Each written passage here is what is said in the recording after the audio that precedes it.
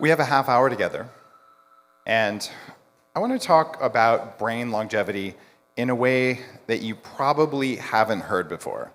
Because if you're a fan of my work and you've read my book Headstrong, this is everything about enhancing your brain.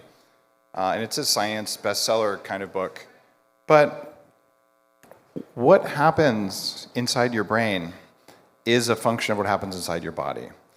Anything that you do that makes your body live longer is likely to make your brain work better. And it's because of efficiency. It turns out the people who are smarter don't necessarily have more electricity, more power in their brains. They have more efficiency in their brains. What this means is that how you allocate power in your brain is going to control how your brain ages. It's also going to control how your body ages. So if you can somehow teach your body to take 30 pounds of air and some amount of fuel and combine them very efficiently, you'll make the most energy. And when you make the most energy, that fuels your brain. Up to 20% of what your body uses can go into your brain. And this makes a really big difference because your willpower comes from mitochondria. So if you just shave a little bit off because you ate the wrong stuff, because you're metabolically unfit, because things aren't working, where is that going to end up? It's going to end up, yes, in aging more quickly. It's also going to end up in making cognitive shortcuts. What's a cognitive shortcut? We're going to have to go back in evolution for a very long time. And this definitely talks about psychedelics. 2 billion years ago, back when mitochondria, little cells floating in the ocean, merged with the cells that are us, we like to tell ourselves, oh, we harnessed them to be mobile power plants. And they're laughing to each other going, we found mobile petri dishes, we moved in, we took over, and we're still in charge. And you could say, how do we know? We know that because of a measure that I'm familiar with because of my work at my neuroscience clinic, which is called 40 Years of Zen. We've been running for 8 years, have 7 patents in the field of neuroscience for upgrading brains. And there is a gap between when I, say, snap my fingers. Now, if you're a scientist, you know there was some amount of time, the speed of sound, maybe if you're a real nerd, based on the temperature and amount of humidity in the air that controls how fast you would hear it, right? Speed of sound. Except that's nonsense. Because you heard it about 350 milliseconds after your body heard it. And if you're young, in say my teenagers over there, it might be a quarter second. And if you're starting to have cognitive dysfunction and you're aging, you might be up to 400 milliseconds. Well, what's happening during that window? Because you can't see it, right? You think that you see it, but you don't. Some part of you is catching the signal. It sits on the signal. It decides what it's going to allow you to see. And then you take credit for it. That doesn't sound like a very good deal, because what that means is a distributed network of environmental sensors and computers and manufacturing plants is embedded throughout your biology. And there's a lot of them in your brain, a lot of them in your heart, the most of them of all in your ovaries, if you're equipped that way. And it's pretty interesting, because those are your reality preprocessors. This gets a little bit psychedelic, because if you have trillions of things looking at the world, voting with each other in something called quorum sensing that we know mitochondria do, and then they're voting on what you get to see. What if they got programmed wrong? How did they get programmed? Well, let's see. When you were an egg inside your mom, you got selected to be there by your grandmother's biology. So it's a continuous chain that goes down and down. But when you were conceived, there was about a 3-month window before conception where your mom's mitochondria were saying, what kind of environment am I in? Is it safe? Are there adequate nutrients? Is there a lot of sunshine or a little bit of sunshine?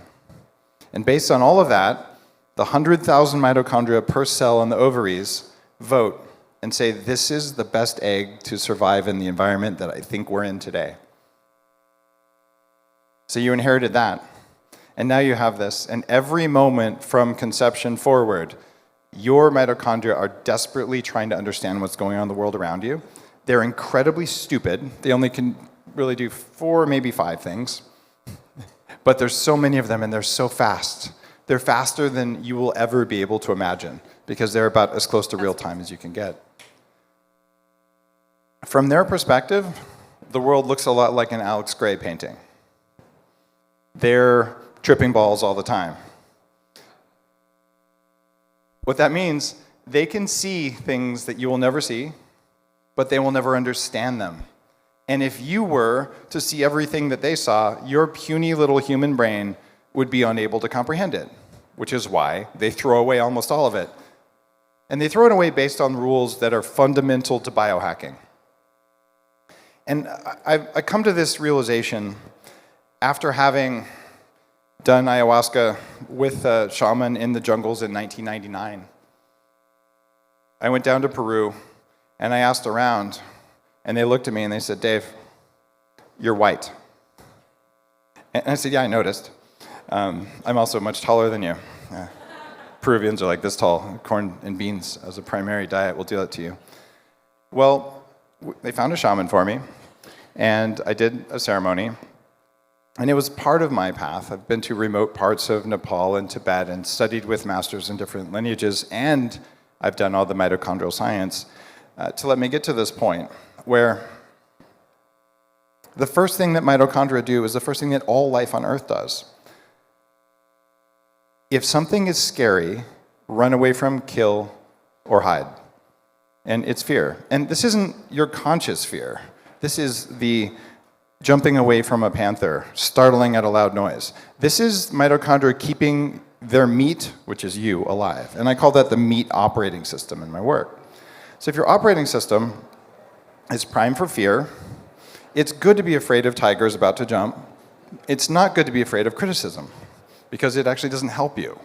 But it still feels like you're going to die, because at some point in our species history, if you were criticized as a member of a 150-person tribe, they would kick you out of the tribe, and then the tigers would actually eat you.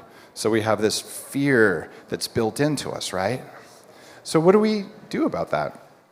And we say, okay, well, what else could our bodies be doing? So if the first one is fear, they're all F words, by the way. The second one is food. Just eat everything, right? You have to do this. Now, what are these going to do for longevity? It's going to be pretty bad. Because now you're afraid all the time. You have cortisol hormones floating around, too much cortisol. You also have, unfortunately, you're going to eat all the Ben & Jerry's. Definitely for this audience, it's the Cherry Garcia flavor, right? 3 people laughed, thanks. So what's going on there? Fear of running out of energy, which is a major thing. Because if you give in to the first fear, or to food, you've already reduced cognitive function over time, and you've accelerated aging of your brain. And the third F word, what's that? Geez. Fertility is what I like to say. There's young ears in the room, ma'am. Yeah, fertility. So what this means is your body, before your brain gets to think, says, should I kill it? Should I eat it? And should I fuck it? Okay, this is actually running right now, and I'm embarrassed because I can read your mind. Okay. That's in your pre-processing. And then, fortunately, there's a fourth F word, which is friend. And friend is really important because we support our community. You're here in community at this conference, and you have your family. And friend also extends to other species. So we interoperate with others in the environment around us. So all of this is happening before you finally get to think. You get an emotion, you get a feeling, you get a sensation, you're allowed to see something. But something else right next to it, your brain might have said, that's not worth seeing, or that's too scary to see, and it will be removed from your reality by a separate consciousness from you. Because it's the high-speed, stupid consciousness, and you are the slow, intelligent consciousness. Now, you tend to take credit for everything your high-speed consciousness does, which means I just gave you an excuse for every time you procrastinated, every time you ate everything, and every time you went on a date you know you shouldn't have gone on. It was your operating system that did that. So what does this have to do with brain longevity and psychedelic-level neurofeedback? There are ways to go in and experience your operating system and to edit what happens in it. And one of the things that happens when you do that is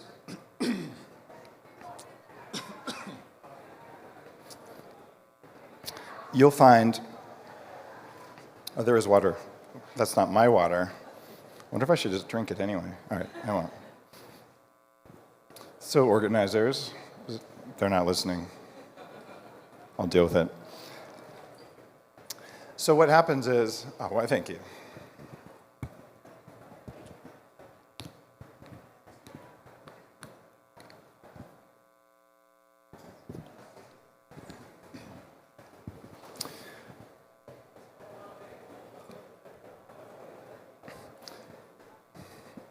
So what happens is you can look inside your operating system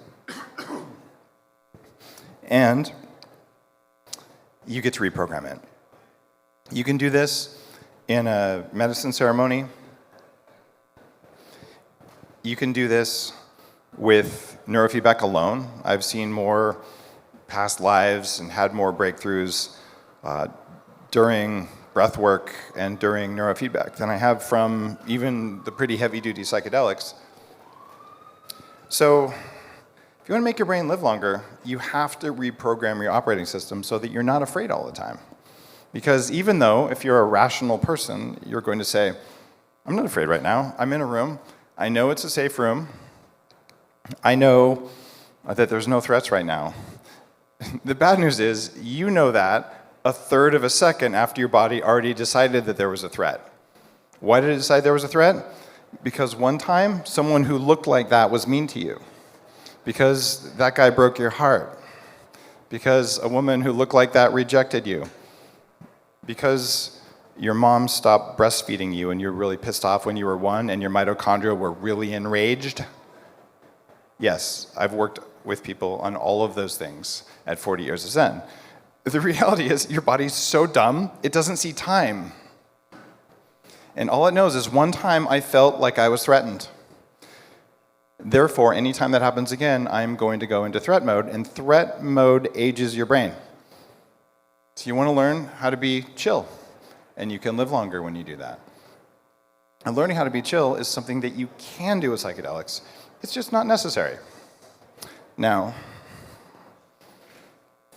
I want to show you a couple things around efficient brains that we've come across in our work. This is a pre-publication paper that 40 Years of Zen is putting out in in partnership with the University of Victoria. And what we do is we use the True Dark glasses. Yes, this is one of my companies. I'm not trying to sell you the glasses. I'm just telling you what's happening in the brain. We know that the eyes are an extension of the brain. And my goal when people are there is to allow people to go into this deep reprogramming state, spend a couple hours there, come out, stay in the state, and then talk about it. So we did some EEG studies looking at different colors of light, and it's not just blue blocking glasses. This is the glasses that we make for sleep. And what we found was that you can control where electricity goes in the brain in a way that makes the brain look like it's meditating just by putting the glasses on without meditating.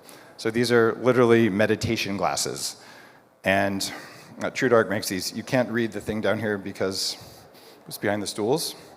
I want to make a joke about stool samples so bad right now, but I'm not going to. Wait, that was my outdoor voice. So what this is showing is beta power Dropping, baseline here is people just being tested with nothing going on versus control versus with the filters on. What that means is we dropped the highly focused, I'm stressed mode and put people closer in a meditation state. This was, I think, 15 minutes of wearing the glasses. So we have people go into a super altered state and then put the glasses on. And they can stay in the state for longer. Now, if you're doing psychedelics and you're doing them in a cave or at night, you're doing the same thing. Because it turns out light has a major effect on aging in the brain. It also has effect on your state. So this is a little nugget. If you're doing ceremonies, do them blindfolded. Do them in darkness, you'll actually get more benefit from it. When we have people do neurofeedback at 40 Years of Zen, we do it in darkness as well. But we've got specially made pods that are also designed to elicit other physiological changes in people. Because your body is constantly scanning the environment for threats, your job is to go through and find every single threat that you can find that you think is a threat that isn't, and then turn that off for your body. And what that does is that lets your brain last a lot longer. And here's an example of what that looks like. This is relatively technical, but I lead people through a process called the reset process. And the reset process is a distillation of work on forgiveness. There's some Buddhist flavors to it, but it's kind of non-lineage based. This red area here is delta.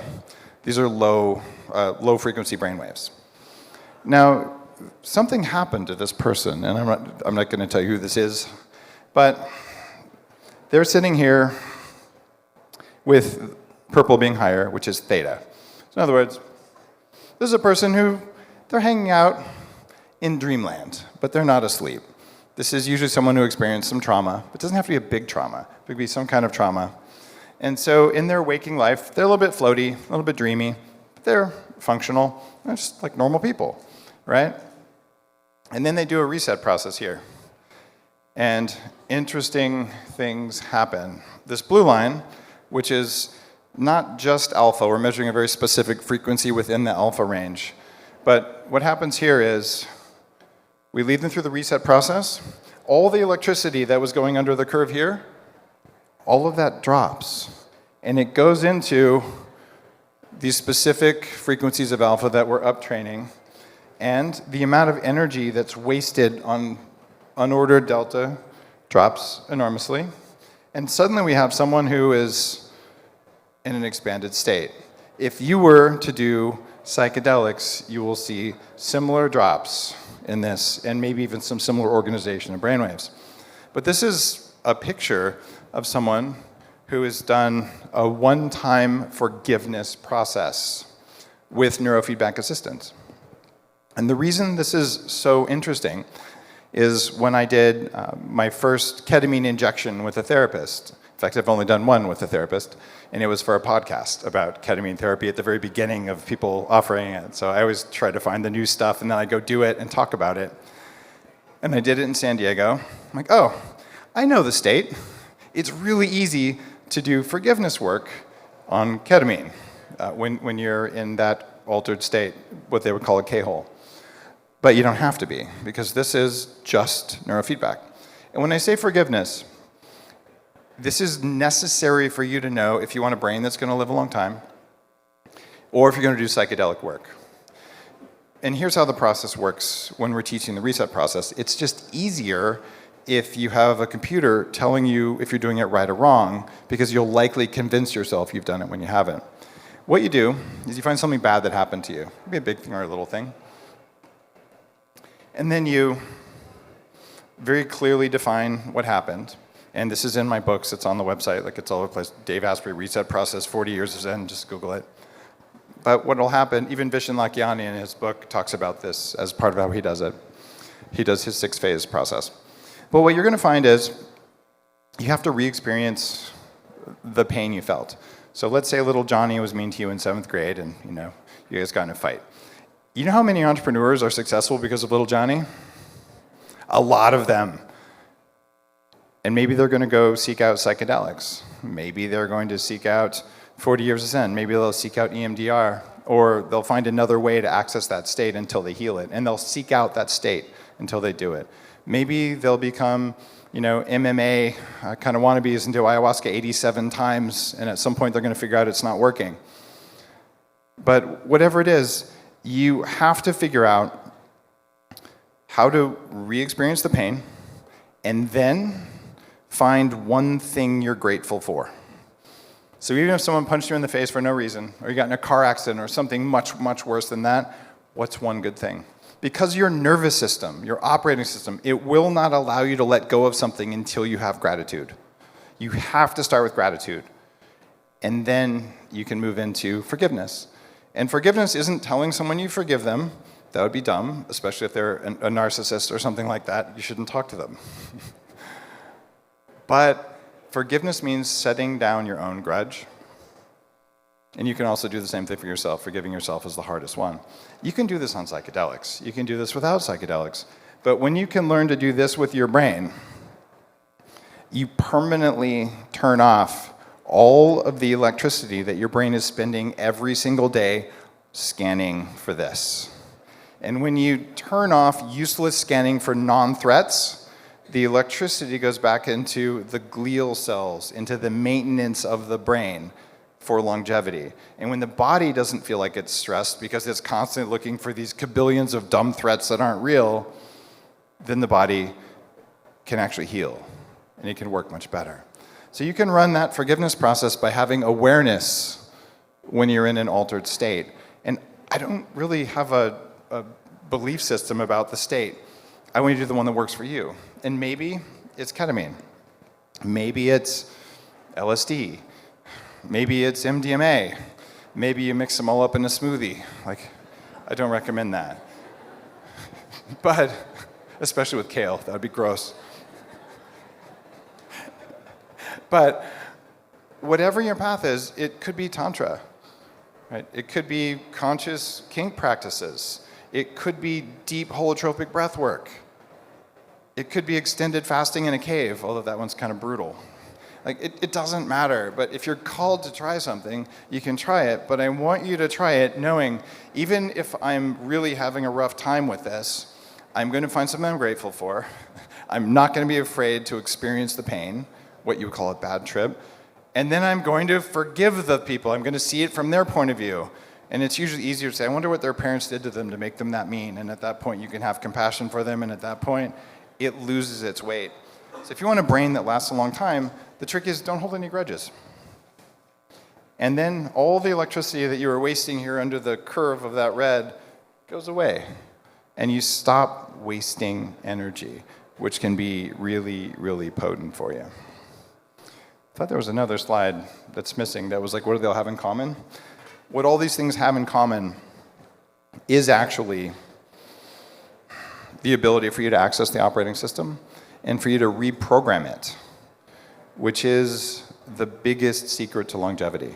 And when you talk to the Taoists, and you talk with ancient lineages looking at living forever, they all had a practice like this. It's fundamental and foundational. You simply will not have a brain when you're 180, which is my minimum acceptable goal for life, unless you've done substantial amounts of forgiveness work. And we're all here because we're looking at what's the most effective and efficient way to go into our operating system and to do this kind of a work. When you do it, you can enter the state of oneness. You can enter the state of samadhi. You can enter some profound mystical states. It doesn't require psychedelics. It requires a framework for reality that works, and it requires difficult and sometimes scary work. My path has involved all of the things I've talked about. And for me, neurofeedback has been the most effective because when I'm doing it wrong and I'm going off track, it gets quiet. But if I'm in a monastery, sitting with my legs folded for 6 hours and I'm going off track, I probably won't know it unless whoever the master is who's teaching me comes over and hits me with a stick. But that just takes a long time. So I want the computer to hit me with a stick 1,000 times a second if I'm doing it wrong, because I'll probably correct it faster because that's what our meat operating systems do. And also, there's a QR code that I'm standing in front of up here. If you're interested in 40 Years of Zen, you're the kind of person that I want to go through the program. We can do about a half a dozen people a week. We do it every week in Seattle. And I want people who are working on consciousness to come through, because this is about influencing people who are helping many other people. So I'm also giving you guys $3,000 off the program just because you're attending here. This is just for attendees. But it's the most powerful work I've done in my life, and I've done a lot of work in my life. We can also talk about things like brain-derived nootropic factor and nerve growth factor, which are required for you to not get Alzheimer's disease and for you to have neuroplasticity. It turns out specifically psychedelic mushrooms are very good. And it turns out also LSD is pretty good at this, microdosing of LSD, microdosing of mushrooms or full dosing. We also know that Aya can increase BDNF, although in my work with Dr. Daniel Amen at Amen Clinics, I'm on his board of directors, his brain scans of people post-ayahuasca are not encouraging. I think that's one of the riskier drugs you could do. But if you look at what's happening with the combination of lion's mane and psychedelic mushrooms like Paul Stamets is doing, I'm also an investor in his company there, there's encouraging stuff showing us you can regenerate your brain, including whole brain nerve growth, which is what we're seeing from Paul Stamets. That comes from psychedelics, but not necessarily from full dose. So if you want to be old, really, really old, and have a really young brain, you're going to have to find a way to do this. The non-psychedelic way is electrical stimulation of the brain. TDACS will also drive BDNF. You can take coffee fruit, but if you're not paying attention to BDNF and nerve growth factor in the brain, you probably won't live as long as you possibly could. And I'll tell you, the combination of amplifying those and then doing deep personal development and forgiveness work is the most impactful you can have, because a neuroplastic brain is a brain that can transform more quickly, and you want a brain that doesn't waste an ounce of electricity on grudges, on threats that aren't real, so that you have more presence in your life, which lets you do the fourth F word the most, which is friend. So you can be a better community member when you're in charge of yourself versus an army of ancient bacteria who want to eat all the ice cream unless they can have sex with it. Because that's a dark world. We don't want to be there. My friends, thank you for following the stuff that I do.